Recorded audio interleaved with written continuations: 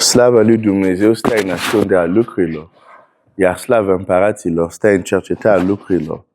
Proverbele 25, versetul 2, Dumnezeu să te binecuvinteze. Pentru că acest punct care l-am împărtășit ieri e extrem de important. Aș vrea să-ți mai aduc argumente din Scriptură ca să faci ca și creștini din Berea.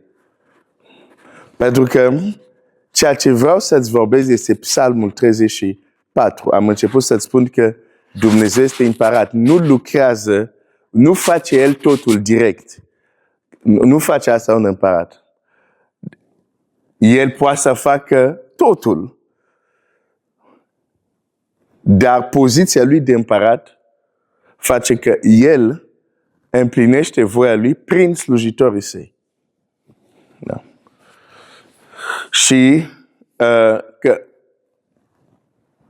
rolul slujitorii săi sau rolul instrumentului, fie că vorbim de înger, fie că vorbim de slujitorul lui Dumnezeu pe pământ, rolul instrumentului este un rol capital și important.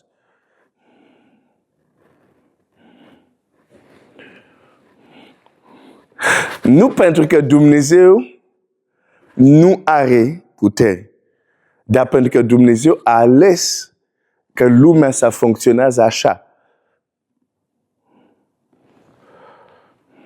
De asta a creat aceste ierarhii. Da? Dumnezeu a creat unele ierarhii chiar în lumea spirituală. Pentru că El e deasupra, există tot o ierarhie întreagă de îngeri, ca să simplific, dar de fapt chiar și în îngeri există diverse categorii și toate astea lucrează să împlinească voia sa. Și aș vrea să înțelegem că rolul acest instrument sau calandul este important. Repet din nou, nu pentru că Dumnezeu nu are putere, are toată putere, dar așa a ales să lucreze.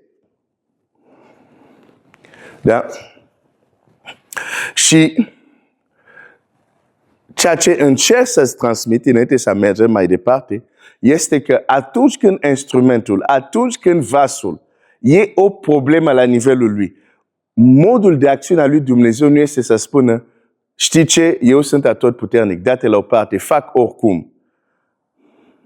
Noi am vrea să fac asta, dar ce văd din Scriptură nu face asta. Așteaptă să se rezolve problema cu instrumentul. Sau aduce un alt instrument, un alt canal. Dar nu zice, ok, nu mă interesează, date la o parte, fac eu. Când Dumnezeu a trimis Iona și Iona a fugit departe de fața Domnului, cumva Dumnezeu a zis, ok, oricum eu sunt atotputernic, tu nu contezi oricum. Las că mă duc, fac eu. Oare Dumnezeu face asta? Nu. Dumnezeu se duce, lucrează pentru a rezolva o problemă cu instrumentul, cu vasul. Când s-a rezolvat problema, voia lui a putut să fie împlinit.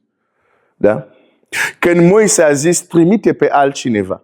Oare Dumnezeu a zis, ok, eu sunt atotputernic, n-am nevoie de tine, țințar, pleacă de aici. O fac eu oricum. Nu, vorbesc un pic așa, dar uneori așa gândim, dar nu așa mi-arată Scriptura. Dumnezeu, Biblia zice, s-a mâniat pe el, Dumnezeu a zis, când citești acolo, vezi cum Dumnezeu a insistat. Pentru că hai să zic un lucru. Dacă Moise nu pleca atunci, Dumnezeu avea să mai aștepte un alt om de măsura lui Moise. Nu putea să trimite oricine. De asta și la Iona n-a putut să trimite oricine. Pentru că nu orice vas poate să se ducă într-o cetate, să vorbească și toată cetatea se pocăiește. Dacă nu mă crezi, nu știu în ce oraș stai, dar probabil orașul tău are o piață, nu? cum de exemplu Brașov avem Piața Sfatului sau centru. Du-te, ia megafon, strigă exact ce a strigat Ioan, să vezi dacă oamenii se pocăiesc. Ca să înțelegi că omul ăsta purta ceva, avea ceva în el. De aceea Dumnezeu a zis, nu vrea să se ducă, dar ok, hai să văd cum îl conving. Dumnezeu zice, nu ești important. Din păcate, mulți copii al lui Dumnezeu li s-a spus, tu nu ești important. Oricum Dumnezeu face fără tine. Oricum Dumnezeu n-are nevoie de tine. Și vedem mulți copii al lui Dumnezeu, în loc să facă voia lui Dumnezeu, se gândesc, las că e Dumnezeu oricum. Poate să trimite cine vrea, poate să folosească cine vrea. Zim, de ce nu vedem această filozofie când Moise refuză să se ducă? Când Iona refuză să se ducă? De ce nu vedem Dumnezeu reacționând cum aceste teorii care le mai aud?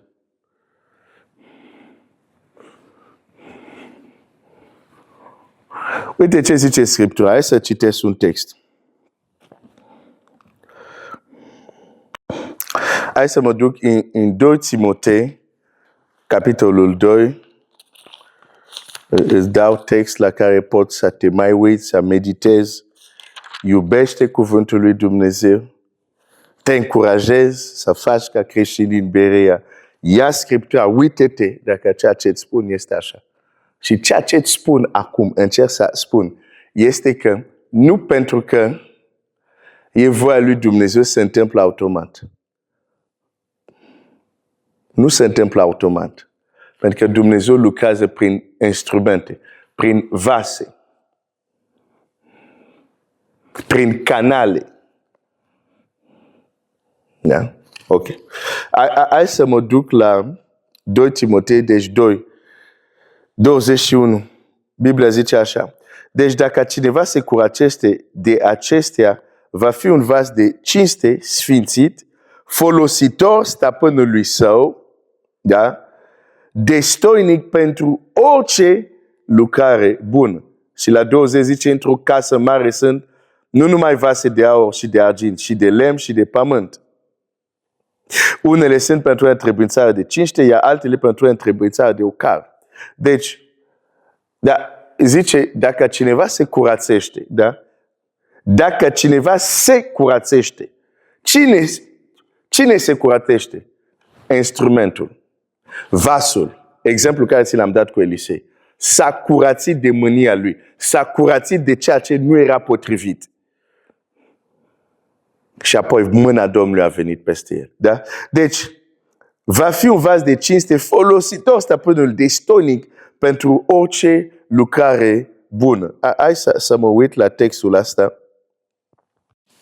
Destoinic, când mă uit la textul acesta, destoinic înseamnă pregătit, gata pentru orice lucrare bună. Asta înseamnă dacă cineva nu se curățește, dacă cineva nu face trebuie cu el însuși instrumentul, cu el însuși vasul, n-are cum să fie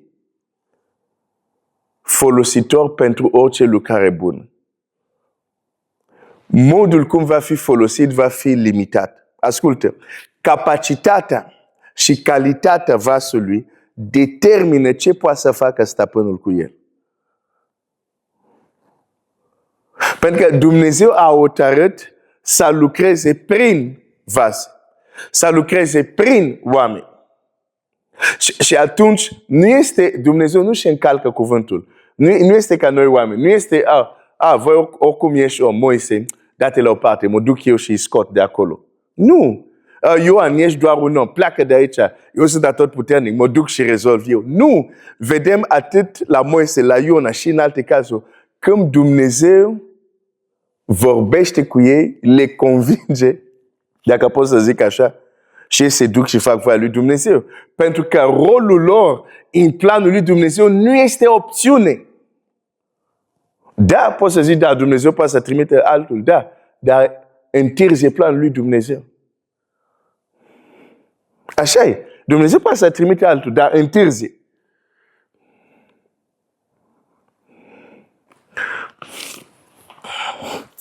Deci, înțelege acest lucru. E extraordinar de important. Înainte să mergem mai departe. când e o problemă cu vasul, e nevoie să se rezolve problema cu vasul, ca Dumnezeu apoi să lucreze, să împlinească, să manifeste ce trebuie manifestat. Da?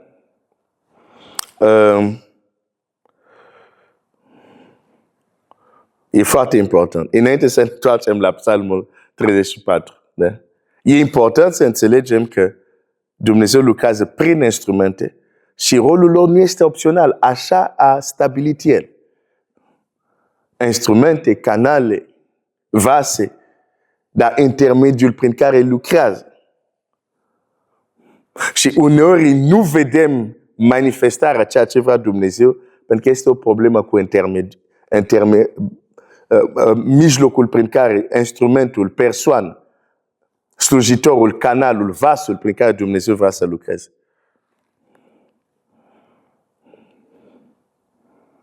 Dumnezeu să te binecuvinteze.